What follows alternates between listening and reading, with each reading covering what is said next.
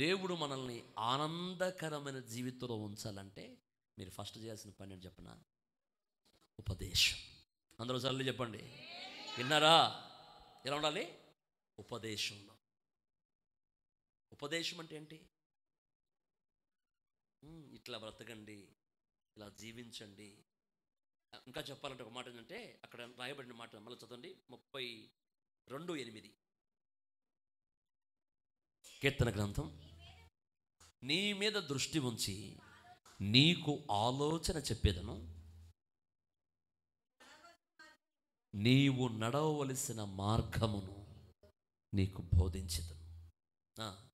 చూడండి, ఉపదేశం అంటే ఏంటంటే నీ మీద దృష్టి ఉంచి, నీ మీద దృష్టి పెట్టడం ఏంటి చెప్పడమ్మా? నీ మీద దృష్టి పెట్టడం అంటే ఏంటి చెప్పండి, ఏంటిది? నీ మీద దృష్టి ఉంచి నీకు ఆలోచన చెప్తాను అంటే నీ మీద నీకు పర్సనల్గా ఇట్లా ఉండు, ఇలా నడుచుకో, ఇలా ఉండు, ఇలా నడుచుకో అని చెప్పినప్పుడు ఆ మాట తీసుకోకుండా మీరు సిల్లిగా పక్కన పెట్టారనుకోండి, అది ఉపదేశాన్ని అంగీకరించినట్టు అవుద్దా? అవ్వదు. ఉపదేశ ప్రకారం నడుచుకోవాలి. ఏదైనా నా మేలు కోసం, ఇది నాకు మంచి అని తీసుకోవాలి. అలా తీసుకోకుండా మనం, నా బోధకులు అంతే చెప్తారు. ఒక మాట చెప్పనండి, యవ్వనంలో ఉన్నప్పుడు కాస్త అన్ని విధాలా బాగున్నప్పుడు ఏంటంటే ఎవరన్నా చెప్తున్నప్పుడు ఏం అర్థం కాదు, కానీ ఒక స్థాయి అనేది ప్రతి వ్యక్తికి వస్తుంది. వచ్చినప్పుడు అప్పుడు చాలా బాధపడుతుంది. అందుకని మనం ఎట్లా ఉండాలంటే, చెప్పేవాడు లేక చెడిపోయిన ఒక సామెత ఉంది. పిల్లలు ఈ మాటలు నోట్ చేసుకోవాలి, అందరూ కూడా బాప్తిసాలు తీసుకుని గుర్తుపెట్టిన మాట. చెప్పేవాడు లేక చెడిపోయిన ఒక సామెత ఉంది. అట్లా మనం ఉండకూడదు. చెప్తున్నప్పుడు, పెద్దలు చెప్తున్నప్పుడు, నాయకులు చెప్తున్నప్పుడు, కుటుంబంలో పెద్దలు చెప్తున్నప్పుడు ఆ మాటను తీసుకొని పిల్లలు గౌరవించాలి తప్ప, పెద్దోళ్ళు చెప్తున్నప్పుడు ఎగతాళి చేసి ఒక ట్రెండ్ వచ్చింది. ఇప్పుడు అందరికి ఎగతాళి అయిపోయింది. పెద్దోళ్ళు చెప్తుంటే పిల్లలు ఏం చెప్తున్నారు? పెద్దోళ్ళని ఎగతాళి చేస్తున్నారు. అట్లా ఎగతాళి ఉండకూడదు. పెద్దలు చెప్తున్నప్పుడు వాళ్ళ మాటను గౌరవించి ఆ మాటను తీసుకొని, నీకేం తెలుసు అమ్మ, నీకేం తెలుసు, మీకు తెలుసా, నీకేం తెలుసు, మీకేం తెలుసా? పిల్లలు చెప్పండి, మీకేం తెలుసా? ఎన్నో కష్టాలు పడి, ఎన్నో ఇబ్బందులు పడి కుటుంబాన్ని, పిల్లల్ని పెద్దలు పోషిస్తారండి. ఒక స్థాయికి తీసుకొచ్చిన తర్వాత, ఒక పొజిషన్కి తీసుకొచ్చిన తర్వాత పెద్దవాళ్ళని పట్టుకునే పిల్లలు, నీకేం తెలుసు, నువ్వు పక్కన కూర్చో, నీకేం తెలుసు అనేవాళ్ళు లేరా? ఉంటున్నారు కదండి ఈ రోజుల్లో. చిన్న చిన్న పిల్లలు ఎదురెత్తున్నారు పెద్దవాళ్ళని. అట్లా ఉండకూడదు. పెద్దల మాట, సద్ది మాటని ఎప్పుడో చిన్నప్పుడు పుస్తకాలు చదువుకున్నాం. పెద్దోళ్ళ మాట సద్ది మాట విన్నారా? పిల్లలు మీరందరూ వింటున్నారా? విన్నారంటలేదా? ఎలా ఉండాలి చెప్పండి. ఇబ్రహీం, ఉదయ్, మహేష్, సజ్జి, యశ్వంత్, నాకెళ్ళి చూడు, విన్నావా? ఎట్లా ఉండాలా? పెద్దోళ్ళ మాటని ఏం చేయాలా? గౌరవించాలా, చాలా జాగ్రత్తగా తీసుకోవాలి. అట్లా కాకుండా చాలామంది, నీకేం తెలుసు, ఓ ముసలిదానా మూలన కూర్చో, కోడలు వచ్చింది, సర్పం వచ్చిందిరా, తండ్రి కొడుకును వేరు చేసిందిరా. ఆ పాట అంటే తల్లిదండ్రులకి సంతోషం కలిగి దుఃఖం వచ్చేది ఆ పాట అంటే. ఎందుకంటే చాలా పెద్దవాళ్ళని చేసిన తర్వాత పిల్లలు సహజంగా పెద్దవాళ్ళని చాలా కేర్లెస్గా మాట్లాడడం. మీరు అనుకుంటున్నారు ఆ టైంకి మీకేదో కోపం వచ్చిందని గుర్తుపెట్టుకోండి, కానీ ఆ సమయంలో మీరు అనే మాట వాళ్ళ హృదయాల్లో చాలా గాయాన్ని చేస్తుంది. ఏమంటారు? గాయాన్ని చేస్తుంది. ఆ తర్వాత నీకు ఒక వయసు వచ్చి ఏదో చేద్దాం అన్నాక ఇంకా నువ్వు ఇప్పుడు పెద్ద రింగ్ టోన్లు పెట్టుకోవటం, నాన్నకు ప్రేమతో, నాన్నకు ప్రేమతో. నువ్వు రింగ్ టోన్లు వద్దురా అయ్యా, నీకు రింగ్ టోన్లు ఎందుకు?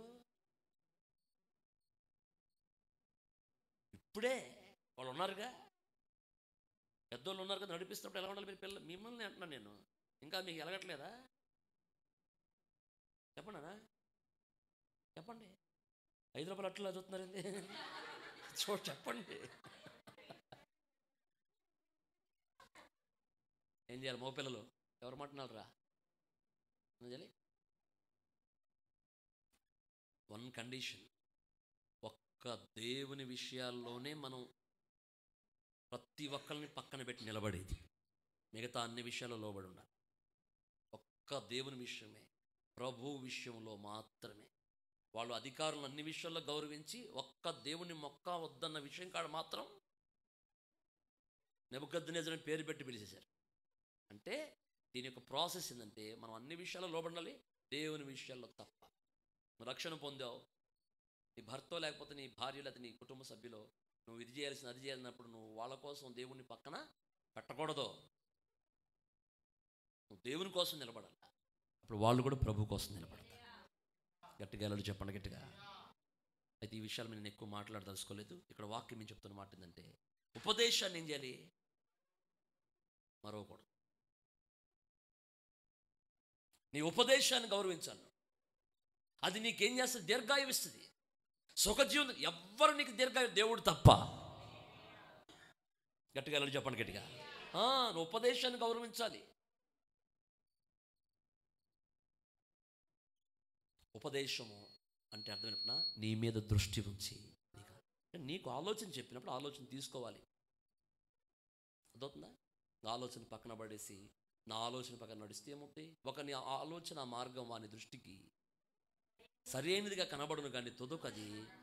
కొన్నిసార్లు మీరు తీసుకున్న డిసిషన్లో ఆలోచన మీకు ఎటువంటి అంటే, నేను తీసుకున్న ఆలోచన కరెక్ట్, ఇందులో పాపం ఉందా, ఇందులో తప్పు ఉందా, ఇందులో ఉన్న దొంగతనం ఉందా, నరహత్య ఉందా, వ్యభిచారం ఉందా అనుకుంటాం మనం. కాదు, నీ దృష్టికి నీ ఆలోచన కరెక్టే, కానీ ఒకవేళ నేను తొదక మరణాన్ని తీసుకెళ్తే, శాపగ్రస్తమైన పరిస్థితిలో తీసుకెళ్తే. అందుకని జాగ్రత్త కలిగిన వ్యక్తులు చెప్పే మాట ఏంటంటే, మీరు చాలా జాగ్రత్తగా ఉండండి, చాలా జాగ్రత్తగా ఉండాలి. ఉపదేశ క్రమం, ఉపదేశం యొక్క విధానం, ఉపదేశం యొక్క నడిపింపు ఉంటుంది. ఆ నడిపింపులో మీరు ఏం చేయాలా? నడుచుకోవాలి. గట్టిగా చెప్పండి గట్టిగా. హల్లెలూయా. పెద్దలు చెప్తూనే ఉంటారు, పిల్లలు వాళ్ళు ఆడే ఆటలు వాళ్ళు ఆడుతూనే ఉంటారు. అట్లా ఆడకూడదు.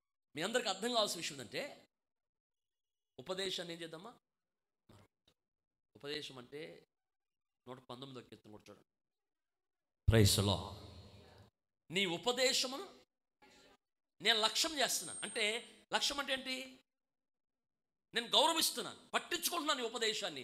కాబట్టి నాకు వృద్ధుల కంటే విశేషమైన జ్ఞానం వచ్చేసింది అన్నాడు. ఉపదేశం అంటే జ్ఞానం.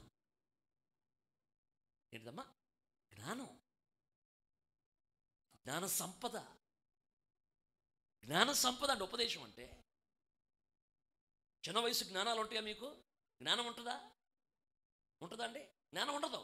ఆ జ్ఞానాన్ని కొంచెము ఉపదేశం ద్వారా మనం నేర్చుకోవాలి. నాకు జ్ఞానం లేదు, దేవుని వాక్యం నుంచి నేర్చుకోవాలా. మీకు జ్ఞానం లేదు, వాక్యం నుంచి నేర్చుకోవాలా. అందుకే మీరు ప్రతి ఆదివారం, ప్రతి బుధవారం, ప్రతి శుక్రవారం మీరు కూర్చుంటున్నారు. నేను ఇక్కడ నిలబడుతున్నాను, దేవుడు ఇచ్చిన సందేశాన్ని మీకు చెప్తున్నాను. ఇందులో ఏముంది? జ్ఞానం ఉంది. దేవుని వాక్యంలో వాక్యము జ్ఞానం ఇస్తుంది.